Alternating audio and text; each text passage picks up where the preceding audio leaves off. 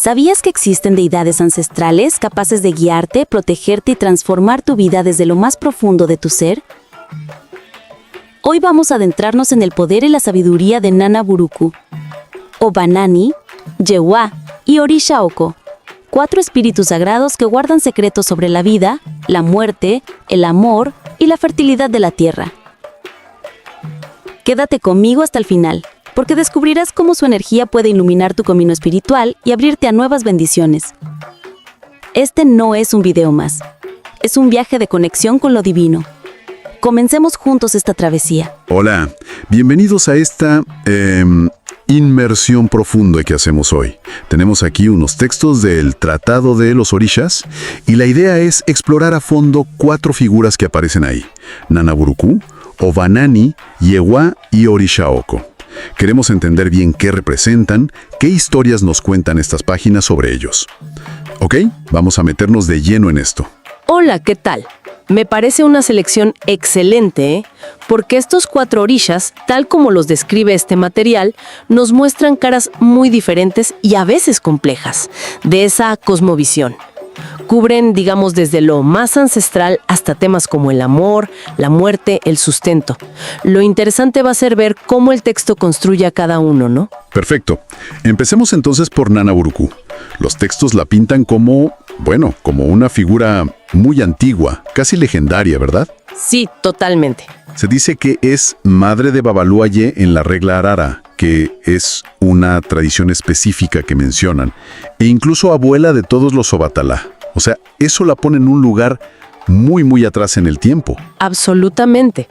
Esa posición de abuela o madre de figuras tan centrales como Babalu Aye u Obatalá, según esta fuente, le da una autoridad, pues, primordial, una conexión con los inicios mismos, y su lazo con la naturaleza es clave en cómo la describen, que vive como serpiente en ríos, en manantiales, en cañaverales, dueña del agua dulce. El texto insiste mucho en eso, en lo acuático y lo terrestre original. Esa imagen de la serpiente es, muy potente. Y mencionan que se le venera en ojos de agua, pozos, desembocaduras de ríos. Ajá. Lugares como de transición, ¿no? Incluso dicen que hay una ceremonia especial en Sábado Santo. ¿Tendrá algo que ver esa fecha? Justo entre la muerte y la resurrección en la tradición católica, que a veces se mezcla con su rol. Bueno, el texto no lo dice explícitamente, pero es una conexión interesante, ¿verdad? Podríamos pensar que sí. Nana Buruku, como la describen aquí, parece moverse justo en esos límites. Dicen que está relacionada con los orishas del cementerio, pero no entra, salvo como Babalu Aye, solo vigila desde afuera.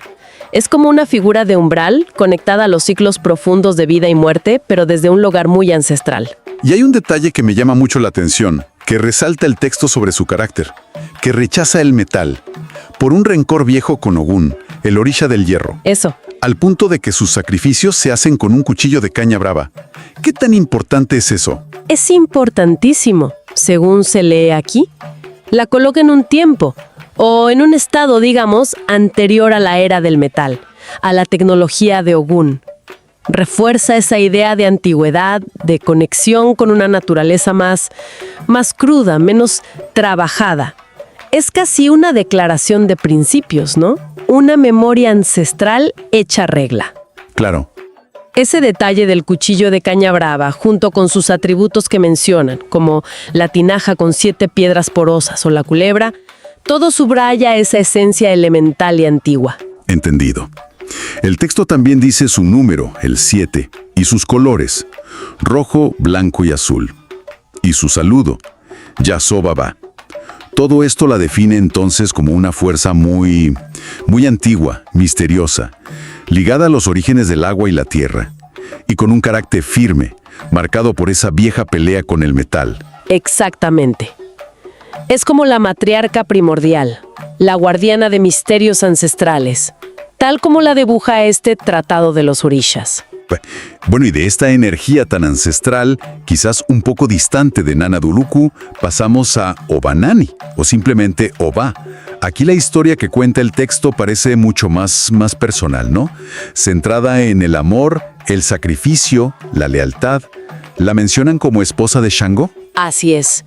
La historia central que relata la fuente es, intensamente dramática. muy humana. Su amor por Shango es tan absoluto que la lleva a hacer algo extremo, cortarse una oreja, Wow. creyendo que así lo iba a asegurar para ella. Aunque el texto deja entrever que pudo ser un engaño de Oya o de Oshun, quizás. Es una historia sobre la devoción llevada al límite. Y con un final terrible, según el texto, que Shango la repudia cuando la ve así y ella, bueno, devastada, se retira al cementerio. Ajá. Y ahí se convierte en guardiana de tumbas. Y sus lágrimas, dice la fuente, forman los ríos y las lagunas. Es una imagen potentísima del dolor, de la fidelidad traicionada. Potentísima, sí. Pero fíjate qué interesante. El texto no la deja solo como víctima. También resalta su fuerza, su conocimiento. Cierto. Dice que Oba enseñó el arte de la guerra a otros orishas y que fue ella quien le enseñó a Shango a usar su famosa arma de doble filo. Esa dualidad es crucial para entenderla. Justo ahí quería llegar. El texto la muestra enseñando al mismo orisha que después la repudia.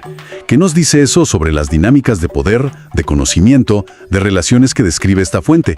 Parece una contradicción, muy reveladora. Es una tensión clave en cómo la presentan, sí. Sugiere quizás que el conocimiento y la habilidad que ella tenía y transmitió no siempre te garantizan reconocimiento o reciprocidad en el amor, en el poder. Oba encarna ese conocimiento ganado con sufrimiento, con lealtad extrema, una sabiduría que nace de la herida, ¿sabes? Su presencia tanto en ríos y lagunas, sus lágrimas, como en el monte o el cementerio, su retiro, su fortaleza, refleja esa complejidad. Y se mencionan un montón de atributos en el texto. Un yunque de madera, puñal, espada, llaves, escudo, careta, timón, hasta un libro. ¿Será que ese libro refuerza su conexión con el saber? Es muy probable, sí. El libro podría simbolizar esa faceta de conocimiento, de sabiduría, quizás hasta estratégica si pensamos que enseñó el arte de la guerra. Los otros elementos, el puñal, la espada, el escudo, hablan de su lado guerrero, claro, mientras que las orejas simbólicas o las 9 piedras nos recuerdan su sacrificio. El texto también dice que generalmente no se asienta ni se sube. ¿Y eso qué implica? Que su energía, digamos, no suele manifestarse poseyendo a una persona en las ceremonias, quizás por la intensidad de su historia o por ese retiro que mencionamos. Entiendo. Sus colores, rosado y amarillo, y sus collares, cuentas rosadas, ámbar, matipó, parecen más suaves, en contraste con su historia tan dura.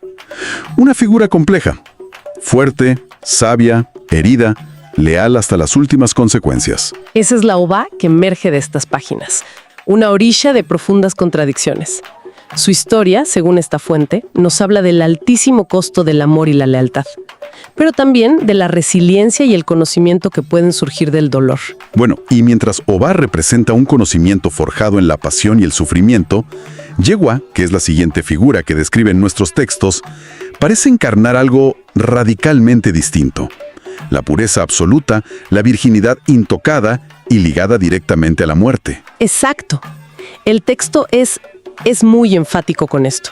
Su territorio es el cementerio, pero no cualquier parte. Vive adentro, entre las tumbas, con los muertos. Y tiene un rol súper específico en el proceso funerario que describen. Recibe los cuerpos de manos de Babalu Aye y se los entrega a Oya, que es la dueña del cementerio. Es como una intermediaria en el umbral final. Y esa conexión con la muerte parece inseparable de su característica más llamativa en el texto. Su virginidad y su castidad extremas. La describen como vieja, virgen, muy pura. Ajá. Hasta prohíbe el comercio carnal a sus devotos. Y exige una compostura total en su presencia. Nada de desnudez, ni discusiones, ni siquiera hablar de amores. ¿Por qué esa insistencia tan radical? Es una característica que la distingue muchísimo de otros orishas. Muchos tienen historias llenas de pasiones, de relaciones. Yewa, tal como la presenta esta fuente, encarna un principio de ascetismo, de separación del mundo carnal, de las pasiones. Podría interpretarse como que esa pureza intocada es necesaria para su rol en ese tránsito tan delicado de la muerte. O quizás como un poder en sí mismo. Su conexión con oráculos certeros, que también menciona el texto, podría venir de esa claridad que le daría su desapego, ¿no? Es fascinante ese contraste, como si su poder estuviera justo en esa renuncia, y sus atributos que menciona el texto parecen reforzarlo. Una sopera de porcelana rosa, un color delicado, una muñeca, 9 piedras, herramientas propias, una cesta, hasta un pequeño ataúd. Totalmente. Son símbolos muy claros de lo femenino contenido, de lo virginal y de la muerte. Sí, muy elocuentes. Y sus ofrendas también son específicas, acordes a su naturaleza. Cabra hembra virgen, lechuzas, aves nocturnas de sabiduría, palomas, gallinas de guiña. Todo apunta a preservar esa cualidad de pureza, de integridad. El texto también menciona su sincretismo, ¿no? Esa fusión cultural donde se la asocia con figuras católicas como Nuestra Señora de los Desamparados o Santa Clara de Asís, que son vírgenes o protectoras. Entiendo. Entonces, Yegua emerge de estas lecturas como una figura única, la guardiana de la virginidad perpetua, la que vive en la frontera final de la vida, exigiendo pureza y ofreciendo, a cambio, una visión clara, oráculos certeros. Un contrapunto ascético a la vitalidad del mundo. Precisamente. Representa ese aspecto de la existencia que es intocado, final y conectado a los misterios del más allá, según la visión que nos da este tratado. Y del reino austero y liminal de Yegua, nuestros textos nos llevan ahora a algo mucho más tangible, al fundamento mismo de la vida material, la tierra personificada en Orisha Oko. Ajá. Lo presentan directamente como el orisha de la tierra, la agricultura, las cosechas, el patrón de los labradores. Y su importancia es, es capital, según se lee. Es el dueño de la tierra que pisamos, el que asegura la prosperidad de las cosechas, o sea, el sustento. Sin él no habría alimento vegetal. Pero el texto le da otros roles interesantes. Actúa como árbitro en disputas, sobre todo entre orishas femeninas, y como juez. Eso de ser árbitro, especialmente entre mujeres, me llama la atención. ¿Sugiere la fuente alguna razón para eso? Quizá porque representa la estabilidad, la base neutral de la tierra. El texto no lo detalla mucho, pero tu interpretación es muy plausible. Muy plausible. La tierra es el terreno común, ¿no? La base sobre la que todos existen. Como su personificación, Orisha Oko podría representar esa imparcialidad, esa estabilidad que se necesita para resolver conflictos. Es como el juez silencioso pero firme. También es interesante cómo lo describe el texto. Trabajador y casto, a pesar de una mención muy gráfica sobre sus genitales. Artículos que dice que le cuelgan hasta el suelo, parece contradecir la idea de castidad. ¿Cómo interpretamos esa aparente contradicción en el texto? Podría simbolizar la fertilidad inherente, la potencia de la tierra misma. Una fertilidad que no necesita expresarse necesariamente a través de actos sexuales constantes, sino que es una cualidad intrínseca, siempre presente, como la capacidad de la tierra para dar fruto. Ah, claro. Es una castidad de acción, digamos, no de potencial. Su poder generativo está en la tierra que trabaja. Las abejas, que dicen son sus mensajeras, refuerzan esa idea de trabajo constante, organizado, productivo. Buena explicación. Me gusta eso de la castidad de acción. Y el texto también menciona que ayuda a mujeres estériles y que forma una trinidad con Ogüe, que según algunas líneas es el dios de los animales de rebaño, y Oke, la loma, la montaña, símbolo de firmeza. Exacto. Relacionados con cosechas, lluvias, el fuego interior de la tierra. Cubre todo el ciclo agrícola, parece. Exacto. Representa todo el ecosistema productivo. Y no es una figura simple, ¿eh? El texto habla de varios aspectos o caminos suyos, como Kulua, un rey leproso que se cura y encuentra propósito cultivando la tierra, o Korikoto, asociado a la noche y los espíritus de la tierra. Esto muestra una complejidad, una conexión con lo visible y lo invisible de la tierra. Sus atributos también reflejan esto. La teja con el labrador y los bueyes es la imagen clara del trabajo agrícola, pero también 2 cocos cargados, conchas de plomo, elementos que sugieren secretos o poderes guardados en la tierra. Y su sopera, que a menudo es un güiro pintado, lo conecta directamente con los frutos de su dominio. Y sus ofrendas son, lógicamente, todo lo que la tierra produce. Frutos, llames, frijoles, carnes secas. Sus colores, lila o azul y amarillo. Y su sincretismo tan natural con San Isidro Labrador, el santo patrón católico de los agricultores, cierran el círculo de su identidad como el gran proveedor.